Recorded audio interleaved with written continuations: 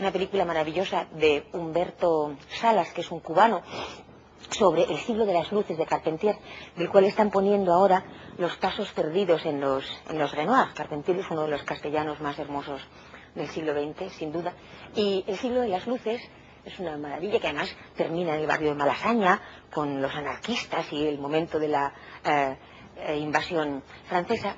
Y Humberto Salas hace una película sobre esto, que yo solo os quiero contar para que se entienda qué quieren decir los estructuralistas con el archipiélago, mostrando, fijaos qué punto de vista tan interesante, cómo se vivió la Revolución Francesa en las colonias del Caribe, cómo se dio lugar a la eliminación indiscriminada de los negros, en fin, un montón de... Y para contraponer esos dos mundos, él utiliza estos dos símbolos, que son la carabela, que se mece y que va de una isla a otra, y va y vuelve, y la guillotina, que no vuelve nunca, no tiene ningún movimiento de danza conectado por el mar, como ocurre siempre en algún archipiélago, sino que tiene un movimiento sin retorno, ¿verdad? Y además un eje tal que no es el mismo que el eje de la suavidad ondulada. Pues probablemente de esa manera, cuando digamos archipiélago, notéis que lo que se dice es eso, una pluralidad de diferencias enlazadas.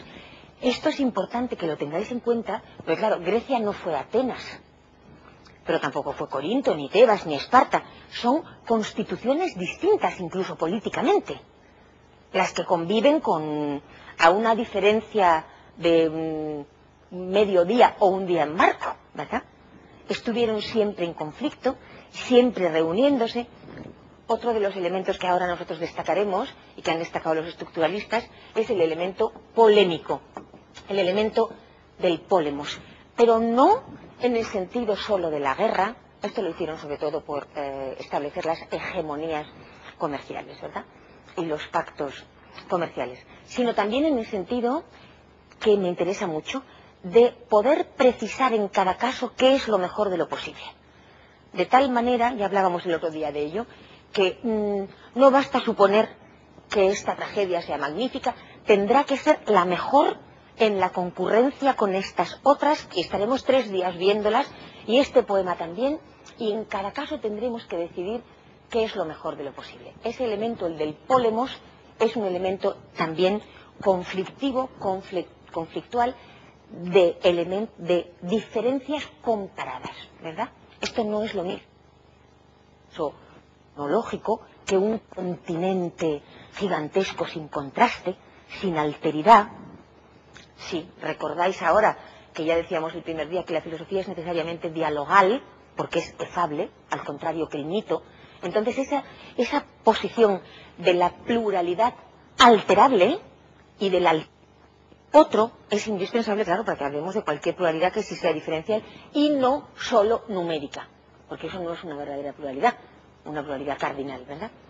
Bien, pues los estructuralistas han insistido mucho en el archipiélago, han insistido también en elementos climatológicos, pues claro, como el ágora es abierta, como hay dimensiones institucionales, comunitarias, mucho más fácilmente en lugares donde la vida es fácil, donde el clima no es espantoso, etcétera. Pero eso es más bien un poco pintoresco. Lo que es importante es el elemento de la estructura para ellos, de la estructura de las diferencias enlazadas. Los eclécticos se hacen cargo de todas estas posiciones. Esta es la postura vigente en nuestro momento, pero sobre todo llevan la investigación ya a partir de las aportaciones de la antropología cultural, no solamente etnográfica, ¿me entendéis, verdad? Es decir, la que lleva la investigación cultural también a lo que llamamos sociedades civilizadas, ¿verdad? Vamos a estudiar antropológicamente Barcelona, como hacía Esteve Fabregat, y no solamente los supuestos salvajes, ¿verdad? O los negros por antonomasia de aquel otro lugar. Me dice un amigo mío, yo soy racista porque encuentro mucho más guapos a los negros y a los indios que a los europeos, ¿verdad? Pues cuando deja de ser etnográfica y se vuelve entonces cultural, puede tomar a las culturas de las metrópolis coloniales también como objeto de investigación. Asunto bien interesante, ¿verdad? Diferenciarse lo suficiente, distanciarse como para tomar a aquello, ser un extranjero en la propia lengua, decía Proust siempre. Cuando eso se hace, entonces lo que cobra interés es cuáles son los elementos de confluencia de las tradiciones sapienciales, de las tradiciones de conocimiento dentro de la propia Grecia que sean anteriores a la filosofía. Entonces se encuentra una cosa fascinante, y es que todas las dimensiones, sin excepción, diferentísimas de las culturas helenas, porque son muchas, confluyen en un punto que es la asunción del límite.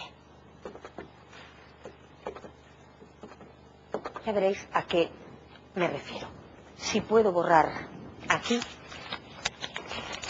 Antes de que se me olvide, me interesa también comentaros un elemento del que han hablado mucho también Vidal-Naquet y Dussé-Mille y Jean-Pierre Fernand, los estructuralistas sobre todo franceses, que es el elemento siguiente. Esto ha dado lugar a discusiones enormes, muy interesantes, yo creo que muy interesantes, y es destacar también el elemento de la oralidad en Grecia.